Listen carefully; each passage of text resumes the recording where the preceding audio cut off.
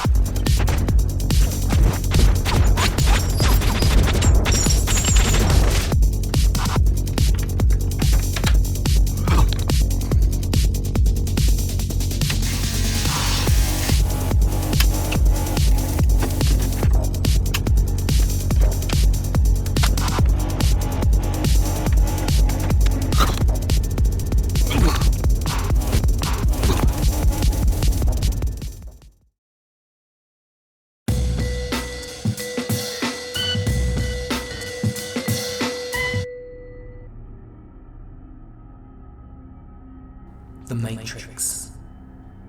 I know, the glasses aren't right and the jacket's not right, but we're talking about daily life. The daily grind. Monotony, lobotomy. Routine poutine. No, not poutine. Poutine. Not Putin. No, poutine. Routine. Poo. And then teen. Poutine. Never mind. What did I know? Anywho.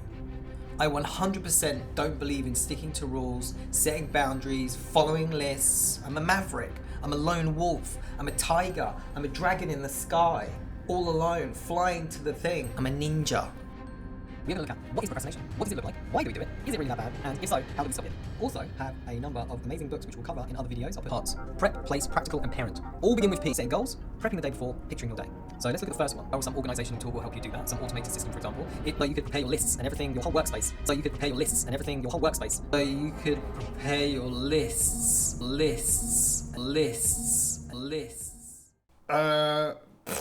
That's not me.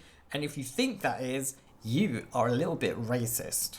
Okay, having routine in our lives is not necessarily a bad thing. It gives us organization, it can keep us productive, and it also can give us meaning in our lives. Parents use routine with their kids to stop them from going crazy in a fruitless attempt that they get more sleep. Prisoners use routine to stop them from going crazy and so that they get more sleep. And working from home, I procrastinate a lot, so it stops me from procrastinating, therefore going crazy, and blah blah blah blah blah blah blah blah blah. And I'm a totally normal guy. So, see? But habitual behaviour, by nature of its ongoing habitualness, could in some cases be turning us into mindless drone zombies, or zombie drones. For example, when you brush your teeth every day, are you really thinking about anything? On the way to work, scrolling through your phone, how engaged are you with your surroundings? The people, the sensations, the smells, the sights, the sounds? Do you find it difficult to focus? Do you find yourself complaining too often? Do you feel drained and tired? Do you have little or no social life? Are you fully absorbed in the Matrix? Are you happy with the blue pill? Even the nice things like yoga, meditation, cocktails can begin to feel grey and drab and boring. Just another thing on the list of things that you do over and over and over and over again. And when you look on YouTube, there are loads of videos telling us habits are good, routines are good, stuff's good. We've all heard that if you could win the morning, you could win the day. One of the ways to doing that is to create regular rituals and routines so you don't have to think about what you need to do. And if you could set up routines and habits, especially early in the day, you could benefit from this science and momentum. But over time, if the same behaviors are repeated, the physical structure of the brain is actually changed. You create new neural pathways.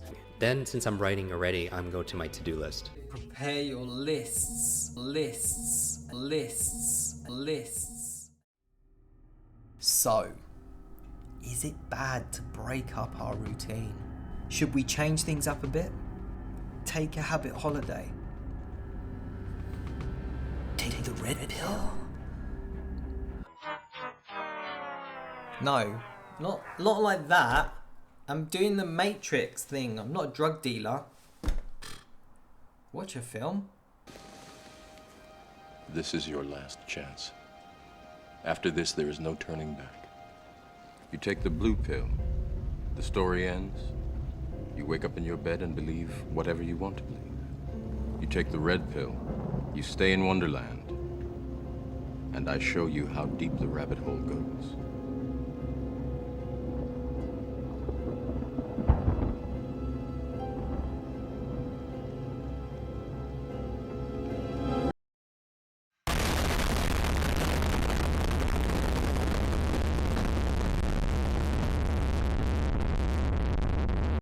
Okay, you don't need to go that far. How about some small, more manageable steps?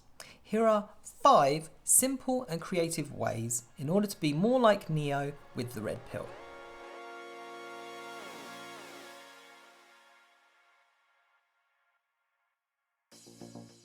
Just like a policeman who walks the beat, who walks the same path every day in order to better understand with, connect with and appreciate the people and the environment, repetition is really useful in gaining knowledge. But if this has become monotonous and boring, then maybe it's alright to occasionally change this up, to bring in a bit of innovation and creativity to your route.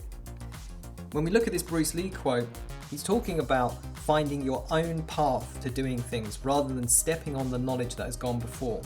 So maybe you could take a new route to work.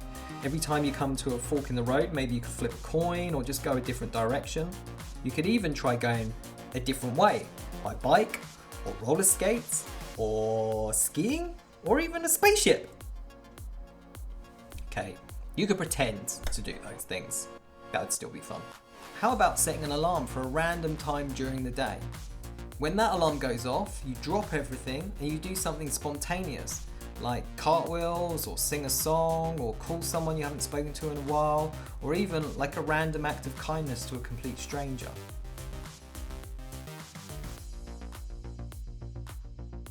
You could also change up your work routine by doing something different. Maybe even some kind of role play or dress up day, like a cowboy day, or a Miami Vice day, or a Gloria Estefan day.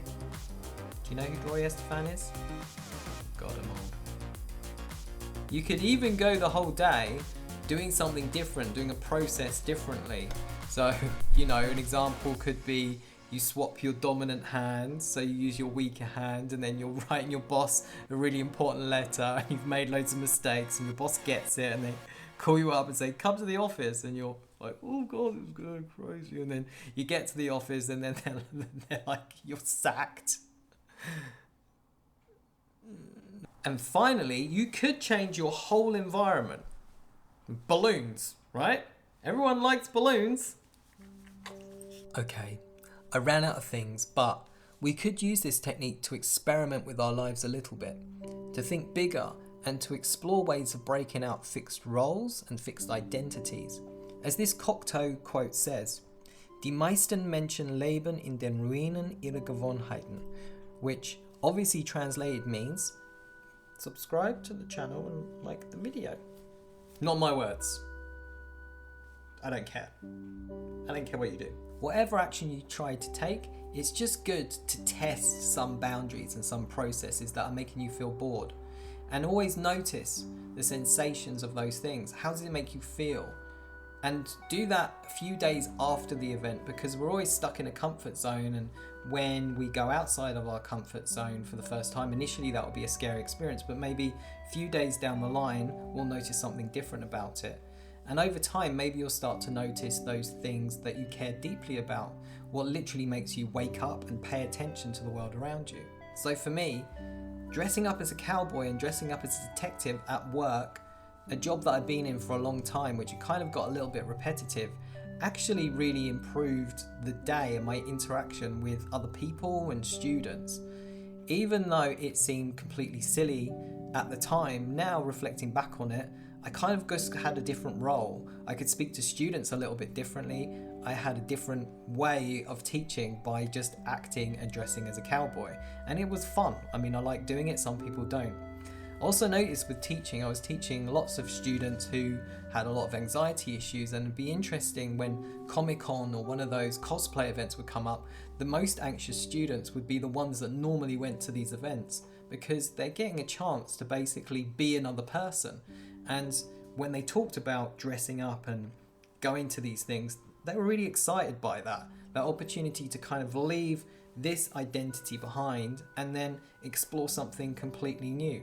Now, I know it's not easy for everyone to go and just role play up, but maybe just start to make little changes. And if you do something at work where everybody's on board, then you won't feel so weird that everybody's dressing as a cowboy. Obviously, here's the following disclaimer about doing stuff like that. So if you are at a deep crisis point, please go and see a professional, and don't go to work dressed as a cowboy with a cowboy gun feeling angry and upset. That's not going to end very well. If you do make some small changes that you've seen in this video, please let me know how that goes, if it makes a difference. And for those of you that want to scratch a bigger creative itch, I'm going to be making a video about that in the future, but for the time being, just want to end with pointing you in the direction of a professional psychologist. Her channel is The Beautiful Brain.